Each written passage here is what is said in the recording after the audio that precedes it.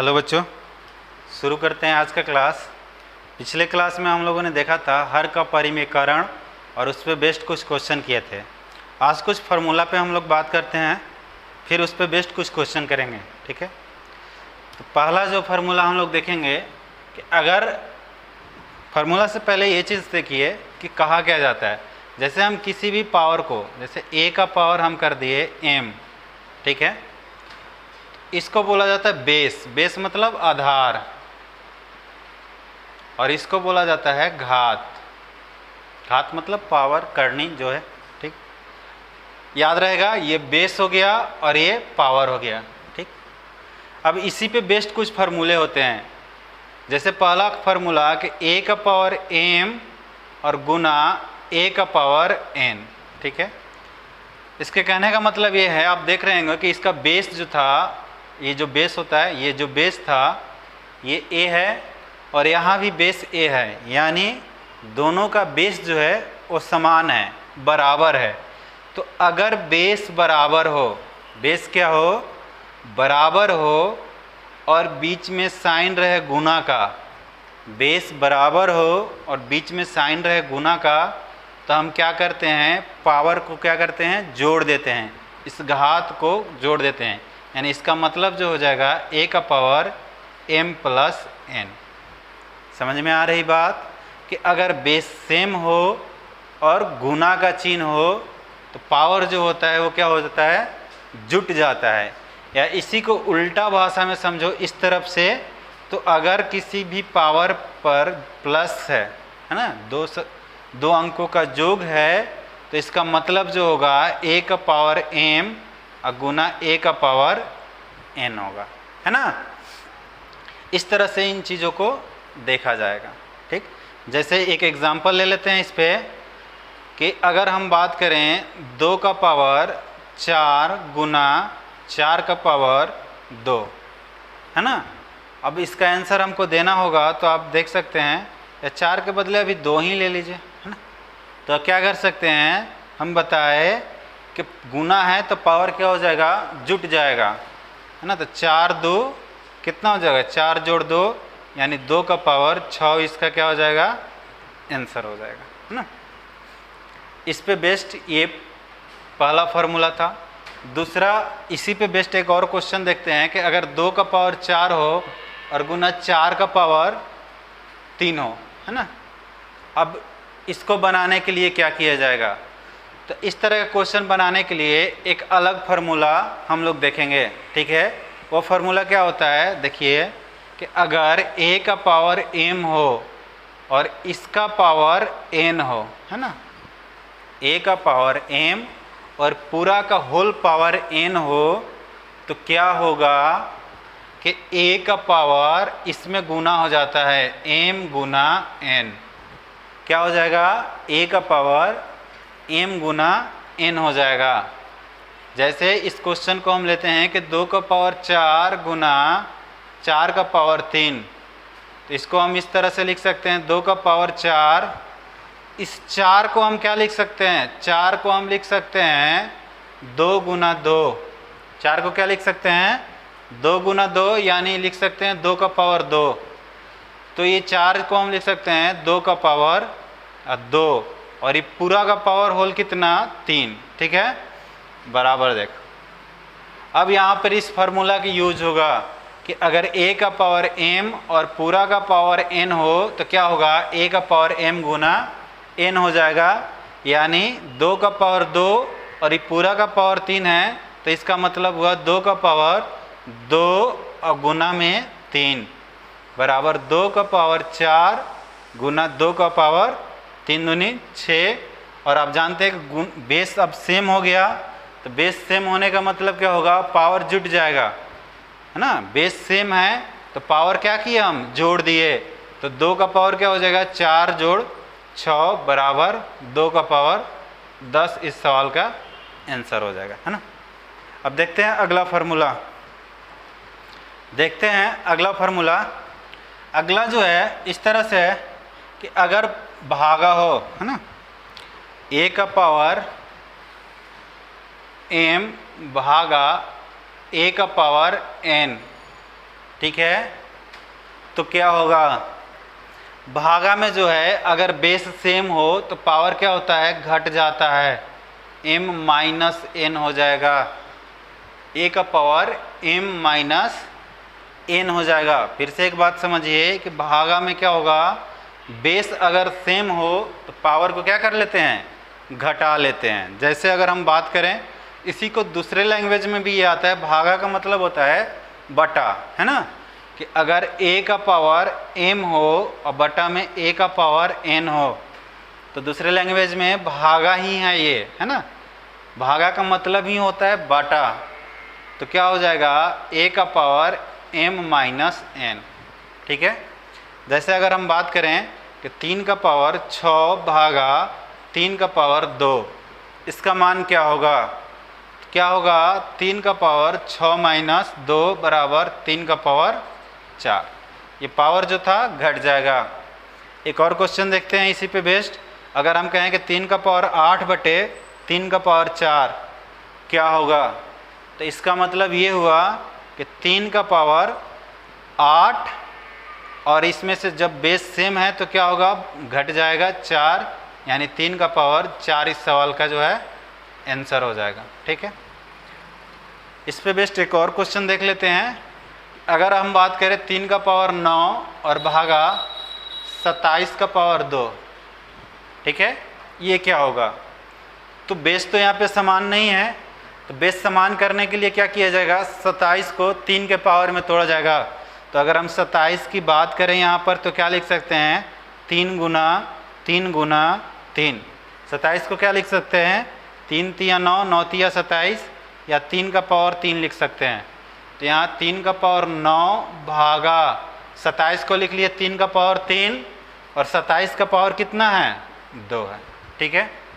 और फिर से पिछला सूत्र जो बताए उसको समझिए, 3 का पावर 9 भागा, ये जो होगा हम बताए थे अभी कि a का पावर m हो और ये पूरा का पावर n हो, तो इसका मतलब हुआ a का पावर m गुना n। तो यहाँ पर जो होगा 3 का पावर 3 गुना ये 2, है ना, इस 3 का पावर 9 भागा और 3 में 2 का गुना करेंगे तो क्या हो जाएगा, 3 का पावर 6। अब यहाँ पर बेस समान हो गया तो हम लिख सकते हैं 3 का पावर बेस समान हो तो भागा में पावर जो होगा घट जाएगा ना, बराबर 3 का पावर 3 इस सवाल का आंसर हो जाएगा, ठीक है। अब देखते हैं अगला फार्मूला। अगला फार्मूला जो इस तरह से है कि अगर a इंटू बी का पावर कुछ हो m ले लेते हैं तो ये क्या हो जाएगा, अलग अलग इसका पावर के रूप में लिख सकते हैं। यानी a का पावर m गुना b का पावर m लिख सकते हैं इसको, ठीक है। यानी बेस कुछ भी रहे, पावर सेम हो तो दोनों पे पावर आ जाएगा अगर इनटू में रहेगा तो, ठीक है।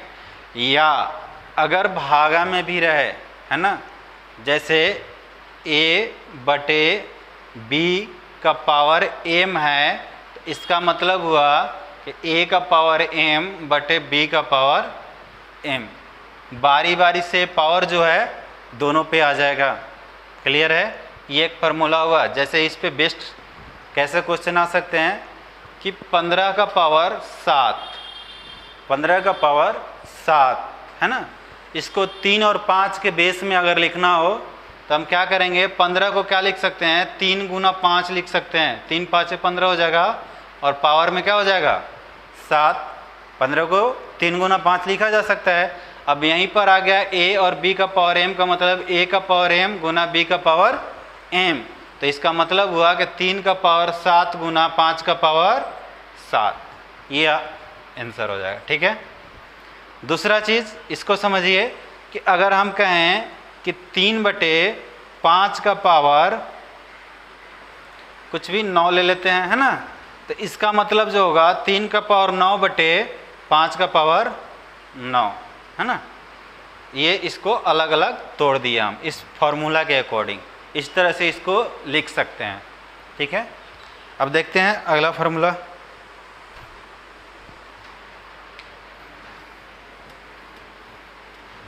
कहेंगे कि अगर किसी भी संख्या का पावर माइनस हो तो माइनस हटाने के लिए हम लोग क्या करते हैं कि 1/a का पावर प्लस हो जाएगा, है ना। इसको क्या कर लेंगे, व्युत्क्रम में लिख लेंगे, ठीक।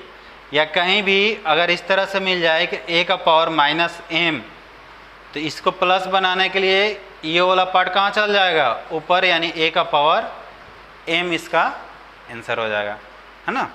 जैसे अगर हम बात करें यहाँ पे इस फॉर्मूला को लेकर, अगर हम बात करें 3 का पावर -7, ठीक है, इसका मतलब हुआ 1/3 का पावर 7, ठीक है। अगर हम बात करें 2 का पावर -2, तो इसका मतलब यही हुआ कि 1/2 का पावर 2, यानी 1/4 इसका आंसर हो जाएगा। इस तरह से इस क्वेश्चन को देखा जाएगा। या फिर इसकी हम बात करें कि 1/2 का पावर -3, तो इसका मतलब हुआ कि 2 का पावर ऊपर आएगा तो ये प्लस में हो जाएगा 3, ठीक है। ये माइनस था, ऊपर आएगा तो प्लस हो जाएगा, और ये क्या हो जाएगा, 8 हो जाएगा। क्लियर है। इस तरह से इस सवाल का आंसर किया जाता है, ठीक। अब देखते हैं अगला फार्मूला।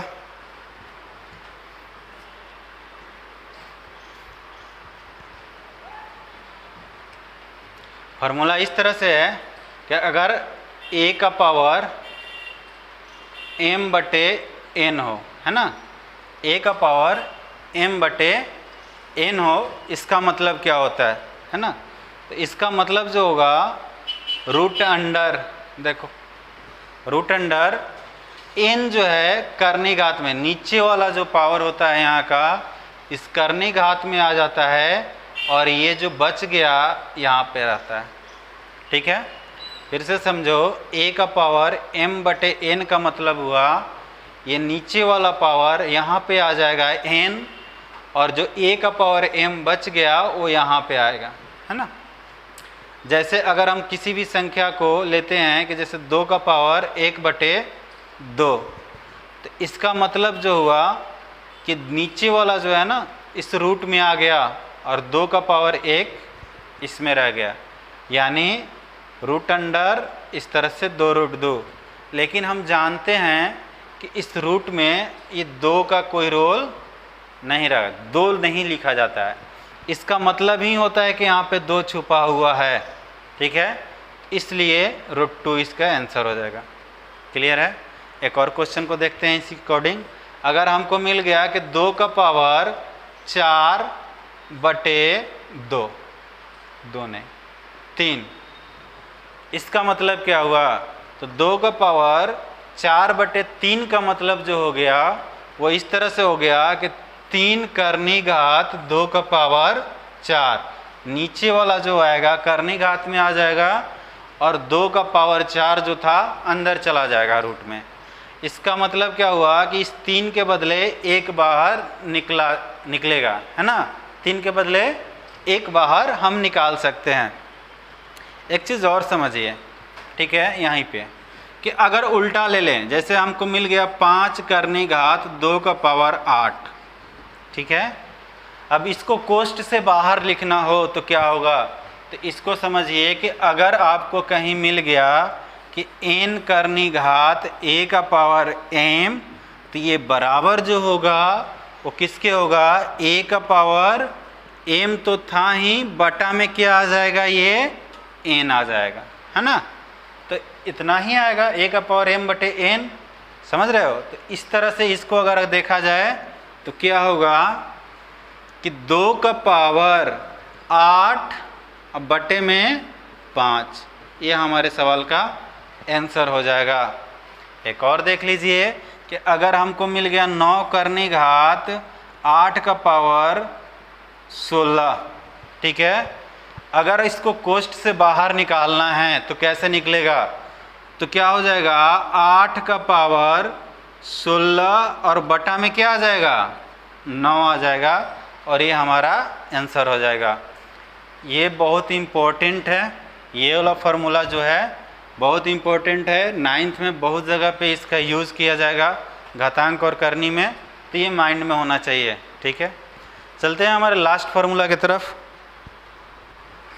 लास्ट फार्मूला ये कहता है कि अगर हम किसी भी संख्या का पावर 0 कर दें, है ना, अगर किसी भी संख्या के पावर 0 कर दें तो इसका मान क्या होता है? 1 होता है। किसी भी संख्या का पावर अगर 0 आ गया तो उसका मान 1 होगा, चाहे ए हो या 1 का पावर 0 1, 2 का पावर 0 1, 100 का पावर 0 1। किसी भी संख्या को अगर हम पावर 0 लगा लें, x का पावर 0 बराबर 1 है ना, तो उसका मान 1 होगा। और किसी भी संख्या का पावर 1 हो, जैसे a का पावर 1, तो इसका मान a ही हो जाता है, वो संख्या खुद ही हो जाती है।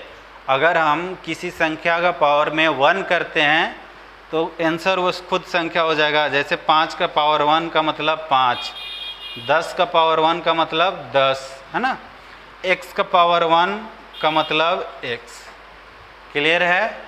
तो ये जो था बेस्ट कुछ फार्मूले थे जिस पे आधारित कुछ क्वेश्चन हम लोगों को बनाने को मिलेगा। तो नेक्स्ट वीडियो में हम लोग इस पे बेस्ट कुछ क्वेश्चन करेंगे। तब तक के लिए धन्यवाद।